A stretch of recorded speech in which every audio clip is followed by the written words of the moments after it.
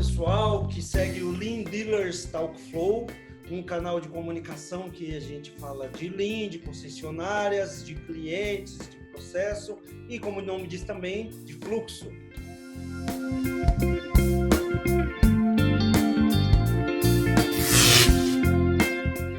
Hoje vamos conversar com o Daniel Santos, que é gerente de desenvolvimento de rede da Mercedes-Benz do Brasil. Daniel, muito obrigado por ter aceitado o nosso convite.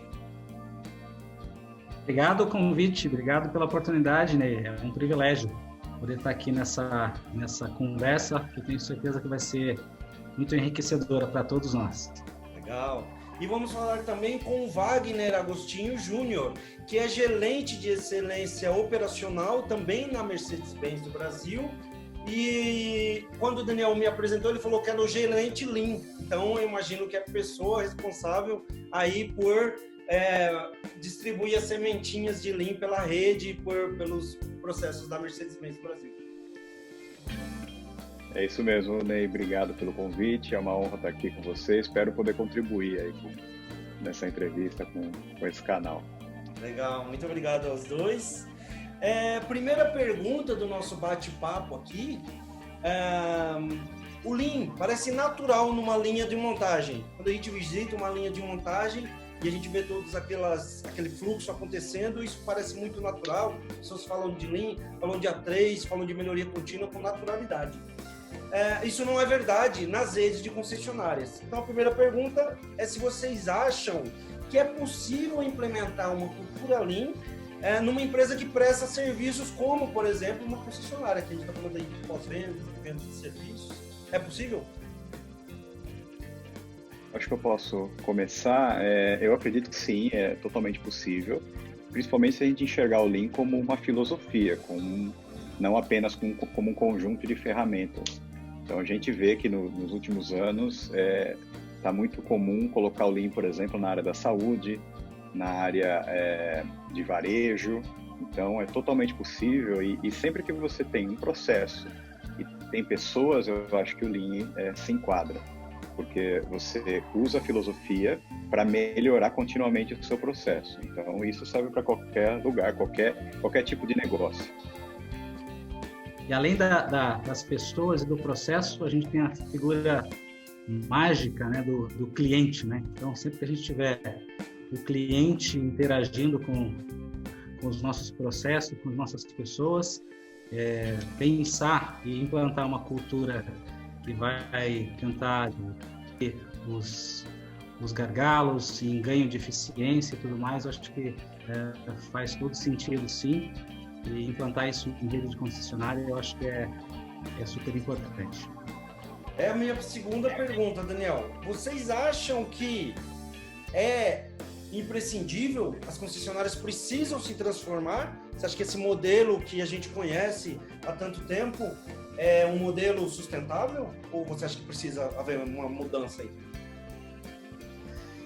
Olha, Ney, eu acredito que a gente já está vivendo uma transformação, né, nos últimos anos, óbvio, mais acelerada agora nessa última década. E quando a gente pensa em transformar a concessionária para deixar a experiência do cliente agradável, né? Muito se ouve falar de clientes aborrecidos, né? Ou não é a melhor experiência que ele tem quando frequenta um concessionário, né? Então, o desafio é o concessionário e a marca, de uma forma geral, né? Não só o dealer, mas a montadora também, se adequar para esses novos tempos. Falando um pouco em futuro, Daniel, nós tivemos uma discussão aqui na Lean Dealers sobre isso. Aliás, era uma questão que estava bastante em moda, se dizer, um pouco antes dessa interrupção brusca que a gente teve nas atividades, era tentar adivinhar qual é esse futuro, né? Como é que vai ser o futuro, tem aí os elétricos, os combustíveis alternativos, os intervalos de manutenção. Então essa discussão era bastante presente. E o que eu dizia nessas discussões seja qual for o futuro, o importante é que nós estejamos preparados para mudar e para nos adaptar a esse futuro, que agora, assim, ficou ainda mais incerto, mas o que a gente precisa se preparar é ser flexíveis, ter capacidade rápida de adaptação para enfrentar esse futuro, seja qual for, né? E estar preparado para o futuro que vai trazer, sem dúvida, a gente já vive muita inovação tecnológica, né? Os carros conectados, carros mais seguros e até mais caros, né? Então, o desafio é também como colocar esse produto diferente, né? À disposição do cliente, né? E deixar esse cliente cada vez mais satisfeito com o atendimento e com o preenchimento das necessidades que ele tem, né? Perfeito.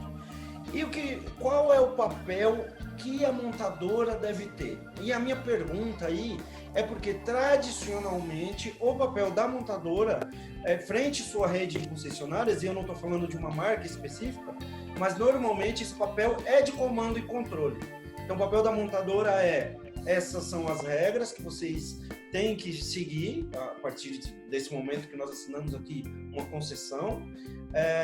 E se você não seguir essas regras, você tem uma série de penalidades que você pode sofrer. Então, é tradicionalmente um papel de comando e controle. Quando a gente está aqui nesse nível de discussão em que a gente sabe que um modelo de negócio precisa de mudança, ou que deve mudar, qual seria, então, o papel da montadora nesse contexto? Então, eu vejo o papel da montadora, junto com seus distribuidores, um papel de repensar junto, né? Como que a gente pode melhorar a satisfação dos clientes, né? Colocando ele no centro da atenção.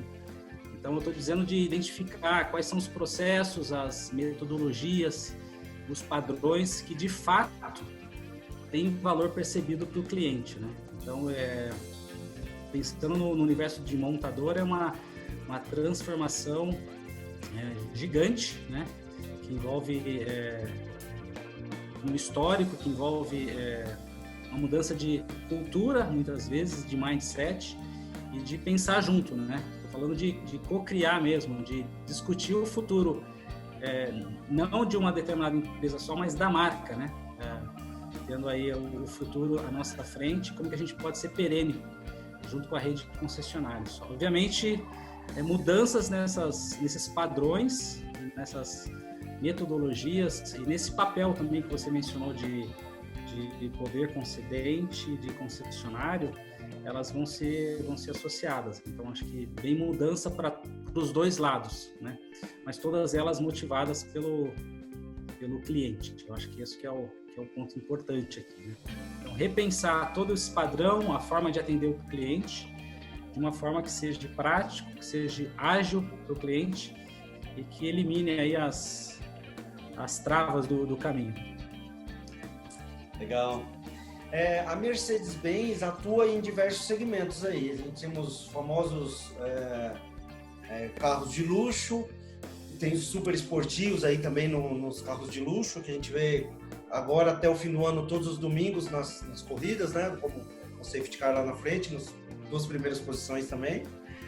Vocês também atuam em caminhões leves, cargas leves, digamos, não sei se é assim que a nomenclatura que se usa, mas cargas leves, ônibus, caminhões leves, caminhões pesados. Além disso, nós temos aí no mercado outras marcas que atuam nos pesados, atuam em máquinas, o mercado de automóveis também, com diversos nichos aí, desde o luxo até o que se chama de volume. Vocês acham que dentro das concessionárias os problemas são semelhantes? O formato dos negócios são muito semelhantes, né? Quando a gente fala de concessionários, especialmente de veículos comerciais e de concessionários de máquinas, nós estamos falando do modelo B2B, né? Então, o cliente, ele usa o bem para gerar riqueza, né? Ele tem um contrato a ser cumprido também com outro cliente, né? Com outro elo aí da cadeia. Então, quando a gente olha esses dois produtos, tanto caminhões como máquinas, eu vejo que a disponibilidade desses bens é algo primordial, né? Então, eles não foram confeccionados e nem comprados para ficar parados, né? Então, quando esses clientes eles precisam de um atendimento no nosso concessionário, a gente precisa garantir que esses bens eles retornem à disponibilidade o mais rápido possível. Então, eu estou falando de eficiência, né? De produtividade das nossas oficinas, de agilidade e, ao mesmo tempo, uma competitividade aí, né? O cliente também está muito preocupado no gasto que ele vai ter com esse bem, né? E com a durabilidade. Então, é um conjunto de fatores que, ao meu ver, os problemas e os desafios, tanto para o segmento de caminhões e máquinas, são muito semelhantes. Os desafios são grandes e muito parecidos, né? Sempre em busca de competitividade, eficiência, custos, né? Acho que um fator bem relevante que a gente vive no dia a dia é a questão de mão de obra, né, Ney? Conseguir captar a mão de obra adequada e, mais do que isso, né, manter essa mão de obra em nossos concessionários, aí acho que se aplica tanto para caminhões como para máquinas e veículos de passeio. Esse é um grande desafio da marca e da rede de concessionários em manter. É um investimento alto e que tem um impacto diretamente ligado aí na experiência do cliente também. Concordo com você e concordo com você que há aí um grande desafio no que tange a reter e manter, atrair e reter mão de obra qualificada. E aí eu faço aqui uma reflexão, que a resposta aí não é fácil, mas que vai começar desde a maneira como a gente remunera no nosso quadro de funcionários, especialmente o produtivo, né? Quando a gente fala em níveis de remuneração e a gente compara remuneração entre os diferentes postos de trabalho na concessionária, seria importante a gente analisar em qual nível se encontra o nosso produtivo. Falando de pós-vendas, é o principal criador de valor. E talvez a gente precise repensar nos modelos de remuneração mesmo. Os KPIs que vão determinar a remuneração, os níveis de remuneração, de qualificação, e assim por diante. Então, acho que é uma reflexão aí a ser feita ainda, que precisa ser feita, mas que a gente está longe ainda de ter uma resposta adequada, Danilo. Verdade, concordo. Só para acrescentar, como a gente falou desde o começo, a questão da cultura nesse sentido é tão importante que, se você não puder reter um funcionário por muito tempo, você nunca vai ter uma cultura vencedora, uma cultura voltada ao cliente, porque você vai estar sempre trocando e a rotatividade vai destruir tudo aquilo que você conquistou com treinamento, com qualificação. E como eu falei no começo, tudo circula ao redor das pessoas. Então, se você não conseguir construir uma cultura com uma perenidade mínima, você não vai conseguir atingir os resultados, né? Depois que você treinar as pessoas e elas, por algum motivo, saírem por problemas de remuneração ou mesmo de gestão, vai tudo por água abaixo. Você vai ter que começar do zero de novo, né? E a pergunta Wagner, quanto custa isso, senhores concessionários? Quanto custa isso? Né? Mas se a gente colocar na balança, quanto custa reter e quanto custa fazer tudo de novo, com certeza vai valer a pena a gente gastar um tempo e mais recursos na retenção dos talentos dos funcionários. O que vocês acham que é urgente no nosso ramo de distribuição, de varejo e de serviços nesse momento? O que a gente tem que fazer agora? Então, a evolução tecnológica, as mudanças no hábito de consumo, né? Então, a digitalização já está aí, né? No mundo de automóveis, mais presente. Entendo que no mundo dos veículos comerciais também já começou, e eu acho que a pandemia que a gente vive hoje acelerou muitos desses processos, né? Então, conseguir conciliar essas mudanças tecnológicas e o atendimento aí ao que o cliente de fato precisa é a grande urgência aí da nossa do nosso segmento. Vocês têm trabalhado dentro da Mercedes-Benz com uma iniciativa de trazer o Lean para os processos administrativos. Vocês poderiam falar um pouco sobre isso? Sim, acho que eu posso falar um pouco, né? Bom, na Mercedes, como uma tradicional indústria automotiva, a gente tem uma jornada longa, né? Já há muitos anos com o Lean, mas principalmente nas áreas produtivas, isso há mais de 20 anos. E há alguns anos atrás, a gente começou a perceber a grande necessidade de melhorar os processos administrativos também.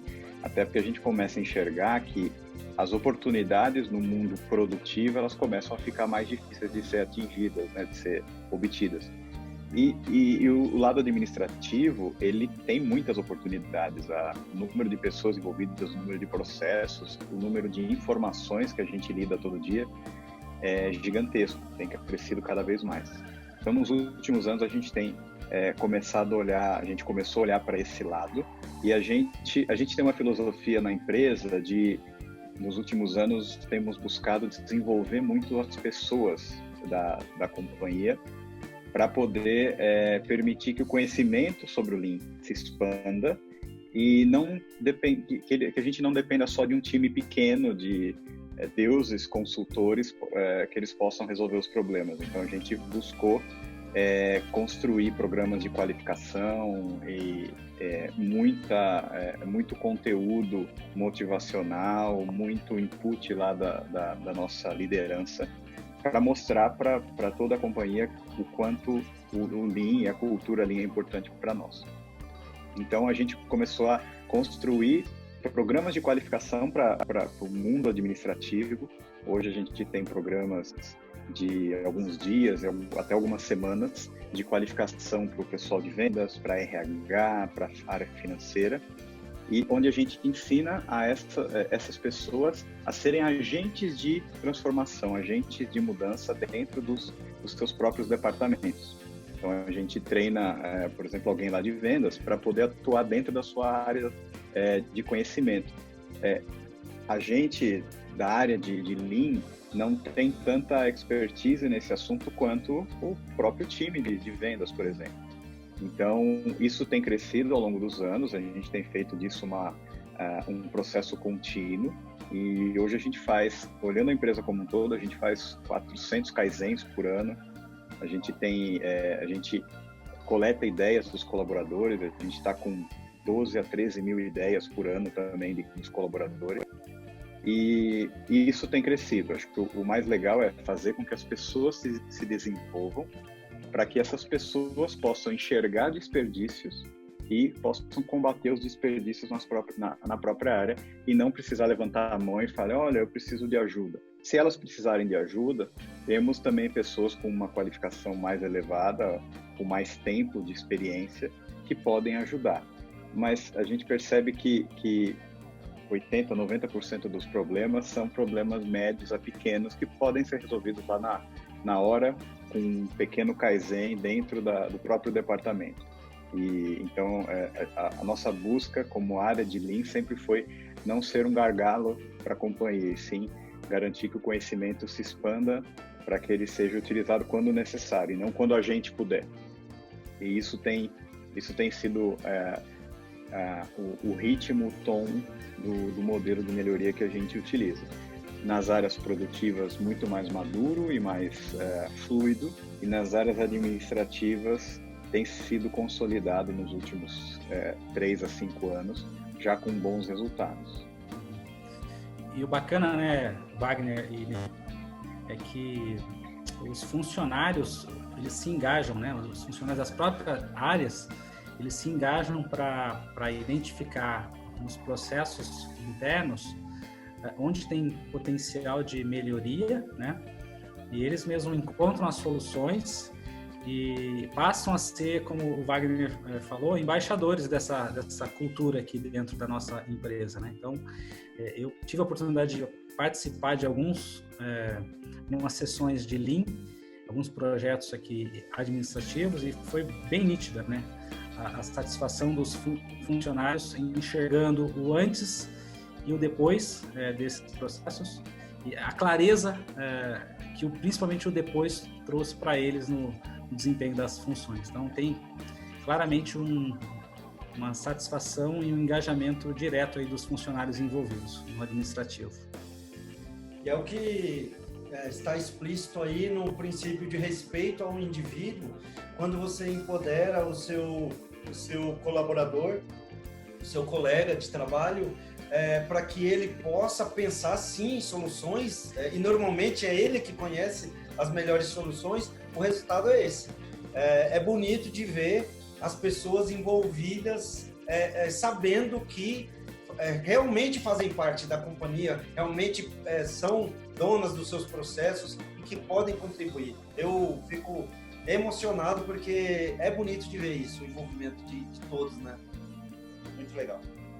Vocês acham que, baseado nessa experiência que vocês têm aí nos escritórios da Mercedes-Benz em São Bernardo do Campo, vocês acham que as concessionárias e grupos de concessionárias poderiam ter ganhos implementando Lean nos seus escritórios?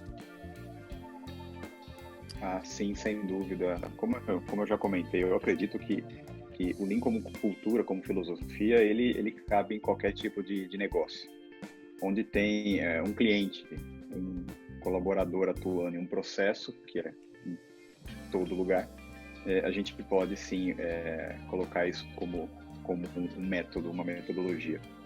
Então, eu acredito muito que tanto os processos operacionais de uma concessionária podem ser melhorados com redução de lead time, de redução de tempo do veículo parado, porque no caso de veículos comerciais, no nosso caso, é dinheiro parado, né, lá do empresário, né, ou do usuário. Melhorar a qualidade de atendimento, isso traz redução de preço, isso é muito importante.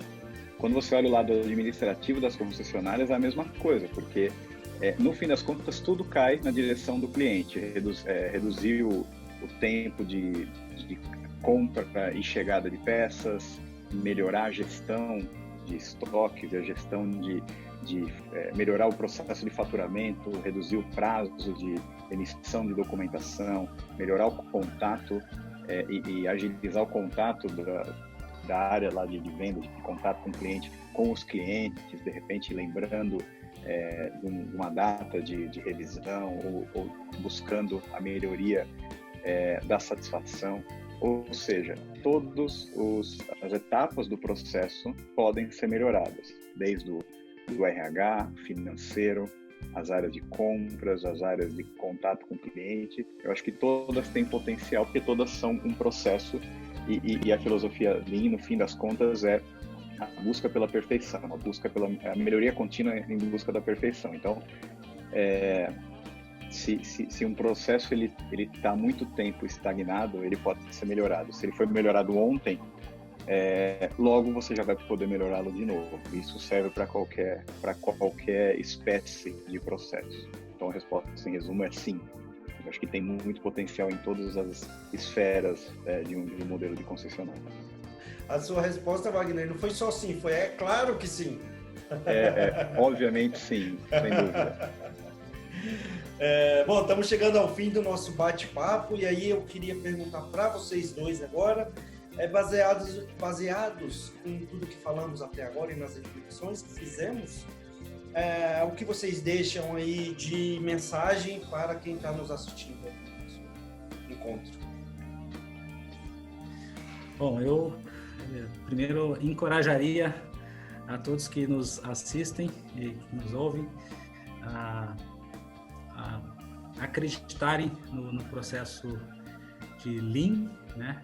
É uma ferramenta que nós já vivemos aqui na Mercedes-Benz, a gente acredita, tem experiência prática de benefícios para o nosso cliente, né? Eu acho que não pensar em Lean no futuro pode comprometer a nossa relação com o cliente. Então, colocar ele no centro das atenções, primeiro, E obviamente, né, os negócios eles precisam ser sustentáveis, né? Então, quando a gente pensa em negócio sustentável, é ter uma área de vendas, uma área de pós-vendas, com processos bem enxutos, né, bem equilibrados, com as pessoas adequadas, né, conseguindo reter essas pessoas, né, treiná-las, né, satisfazendo os nossos clientes com a estrutura que a gente tem.